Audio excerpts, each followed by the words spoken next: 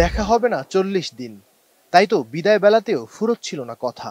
অশ্রুসিক্ত চোখে শেষ আলিঙ্গন। হজের জন্য ত্যাগের শুরু ক্যাম্পের প্রধান ফটক থেকেই। মারুফ আর অপুর পরিবারের 6 জনই যাচ্ছেন আল্লাহর ঘরের মেহমান হতে। দুজনই সাক্ষী বাকি সদস্যদের হজ যাত্রার।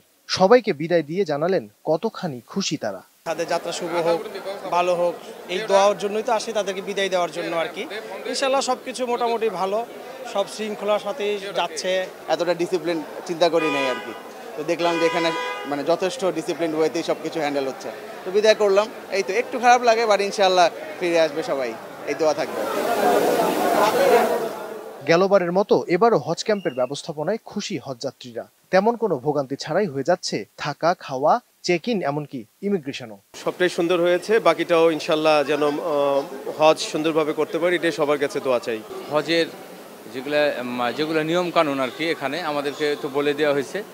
আর হোটেলের এখানে থাকার ব্যবস্থা আমরা ইনশাল্লাহ ভালো পাইছি, কোনো সমস্যা হয় না। ইনশাল্লাহ সব কিছু ভালো হয়েছে। আমরা সুন্দরভাবে এখন সিরিয়াল মেনটেন করে আল্লাহ বারাত থেকে বিএমএনের দিকে রওনা হচ্ছে ইনশাআল্লাহ।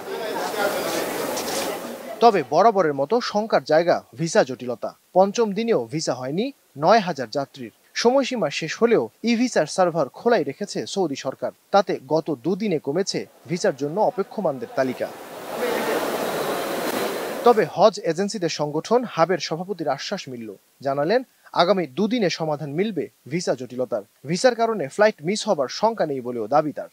এই ভিসা যেগুলি পরে হচ্ছে এগুলি নিয়ে কোনো আমাদের শঙ্কাও নেই, বিকজ এগুলির ফ্লাইট কিন্তু অনেক পরে। এখনও লাস্ট ফ্লাইট 1 মাস পরে, অর্থাৎ 12 জুন পর্যন্ত ফ্লাইট যাবে।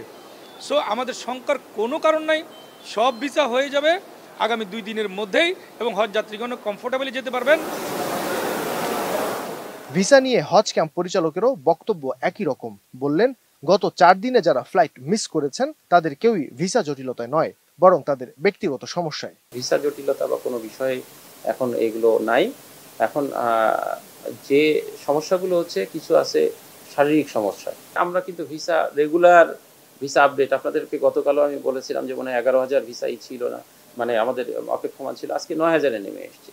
তার মানে ভিসা ইজ গোয়িং অন, এবং আস্তে আস্তে আমরা দেখছি যে আমাদের এজেন্সিগুলো আন্তরিকতার সাথে কিন্তু তারা সাবমিট করে দিচ্ছে এবং সঙ্গে সঙ্গে ভিসা হয়ে যাচ্ছে।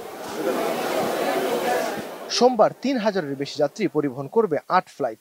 এখনো পর্যন্ত সৌদির উদ্দেশ্যে ঢাকা ছেড়েছেন 15,000 হজযাত্রী। নাইম আবির, এখন, ঢাকা। ওয়ালটন ফ্রিজ কিনে অনেকের মতো আপনিও হয়ে যেতে পারেন মিলেনিয়াল। সেরা পণ্যের সেরা অফার।